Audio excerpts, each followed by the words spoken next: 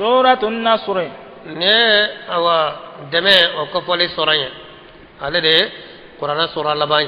ona na ka ciren ka sate de jira نزلت madaniyatun أيوة فتعد مدنية نعم بجت مدينة سورة وهي آخر ما نزل من السور على ده سورة لباي من جينا قرآن نكونه وآياتها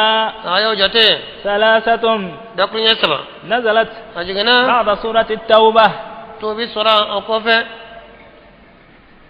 بسم الله سورة عندنا ناني على تقوي الرحمن على مين هنا لبولن تجيه الرحيم على مين هنا كذا تجيه إذا جاء نصر الله على كت ما منا نالا كدمنا والفتح أني دايللي نوي ما كان دايله نيا نالا دمكيه كدوغو دايله ها أو ما كان دايله لا ورأيت الناس يدخلون في دين الله ولا كديننا أفواجا جما ده مغو بولي سانغاني واتي be kana wiyere do kana ni wiyere kana do islamiyana ete wuli ka to kele to wiyere be kana ni yo ye baranyana فسبح ودي كفاتو لتمنسني ودي كسنالك بحمد ربك ني ماريكا تنوي واستغفره قال يا فادلي إنه كان توابا تو بنا مساي ورا نين تمنسي ني بلا لبارلا ني اي اوا مغاندايلا مغو be kabo fambe fe kana do islamiyana ora ka do kafo o yi kabara yo adafali o yo jirade ora ka senali kani marika tanuye e kala ya fadeli to ala kara to bi mina masaye ora ne jigna cide kam ke sallallahu alaihi wasallam wati be bafo subhanaka allahumma bihamdika astaghfiruka wa atubu ilayk subhanaka allahumma bihamdika astaghfiruka wa atubu ilayk akmo fo nin ko chaya fo aisha kama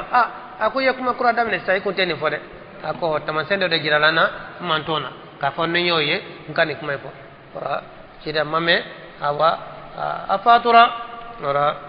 umar bin khattab atlela Abdullah ibn Abbas ale kunye demisenye Umar dun ale ni mam besigi biro kelena o e kalamawde abe kalamawde surunya yerela ni ko minana abolde sawrala wa Abdullah ibn Abbas atmet to kale do kafra ma kurbawde ka chokrobaw badri chokrobaw o goyara chokrobanu non doyi ko mo refra to kan demiseni ndo kafra anka nyonyena ande ngulo lembe mimo ayo ba so Umar ko nya fami Umar ya do kuma Umar bodo don da Umar yoy wole ko korabo ako suratul nasr idha jaa nasrullah ni surai ajigina kunjumena de bebi eno no konta jigin ku wore do ni nade nala ka de menana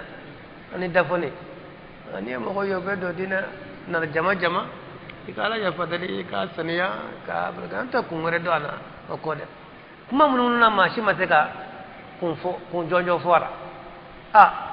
bo mari kanto demisema labna bas aka ibn abbas e fana be ninde fowa akwa ine to fola e be mu fora akoni sona ngoni na ka ciden ka sate de jira sallallahu alaihi wasallam taman sendo ka ciden ka sate jira ka fa ka sate su awa umar ko fana be ninde do ada adona chikaro be kun biri koy ko ja demise ko don gumbala koy ni demise kalana ani makroba bisa ka baroke makroba iye chamanye chamankerinya na chaman forinya demisa mi fanan kalana afana fen chamanye ay fen chaname ora kalamba ani makroba bisa ka baroke demisa ntega ko nyuma ko demisa ntega ko nyuma abe makroba dege noni mama non ko tenno